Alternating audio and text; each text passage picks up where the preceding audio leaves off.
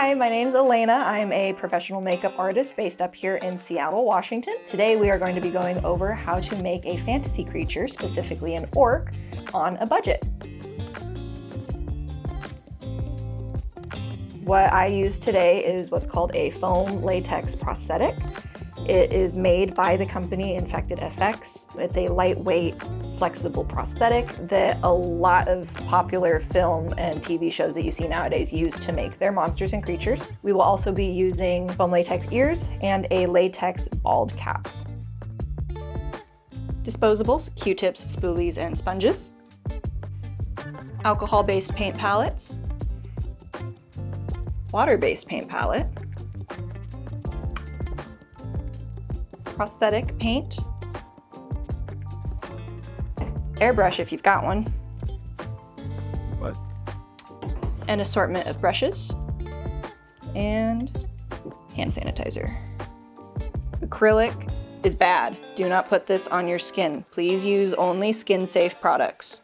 All of those prosthetic pieces I have glued down using a skin-safe adhesive called Prosthetics. You can find that on online shops or professional makeup distributors and stores. All right, so when you are applying a prosthetic, how I do it, there's, again, many different ways that you can do this, is I start on the center of the face and I create an anchor point. That anchor point is the nose for me. So you create that anchor point and then you work outwards towards the edges so that way you can take your time to adjust, make sure that it's set straight, and you can make sure that there's no bubbles or wrinkles in the prosthetic and that it fits your actor comfortably, because you also want to make sure that your actor is comfortable because they are the ones that have to wear that for the next however many hours.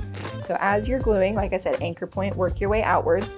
And once you get to the edges, what I do is I'll just work in sections to make sure that I have all of my edges tacked down.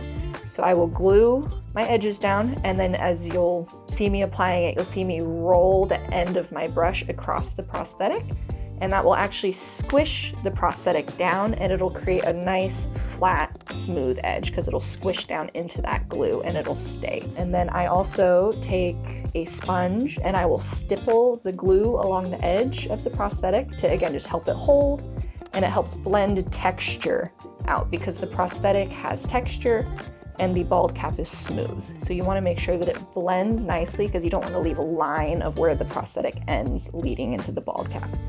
So I texture the glue across the bald cap to blend it out, and I will do that all the way around the edges of the prosthetic, again, just to make sure that everything is cohesive. Once you're done gluing and texturing, you then go across with some powder to make sure that nothing is sticky and that you don't accidentally glue something to the actor or the actor to themselves. And then once you've powdered, you should be ready to paint.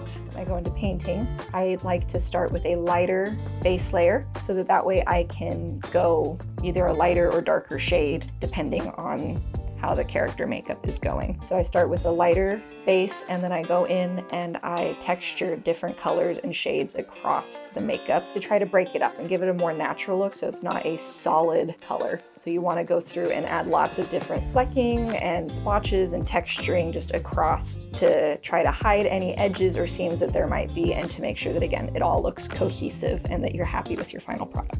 So as you're painting, I like to emphasize the textures that come sculpted into the prosthetic. So I'll take a darker shade and I will emphasize those fine lines and wrinkles, again, to try to create more of a natural look. And I like to continue the lines off of the prosthetic onto the face to like a natural stopping point so that it looks, again, cohesive, because you don't want a line of where the prosthetic stops. You want it to blend into your actors.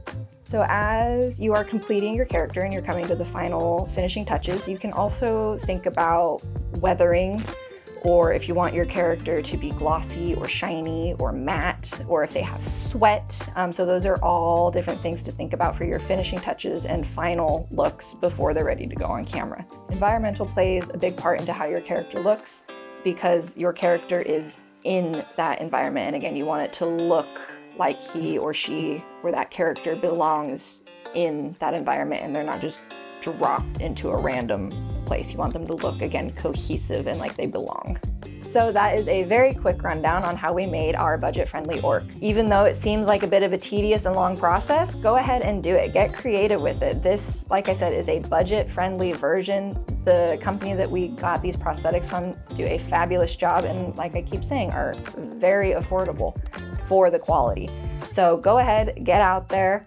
Let's see you throw some of these creatures into your next film or music video, or even just your next Instagram post that you want to make. You know, just be mindful of your actor and make sure that stuff you're putting on their skin is safe. That's it. Just make sure that they're happy and comfortable. All right, so go out there, get creative, and get making monsters.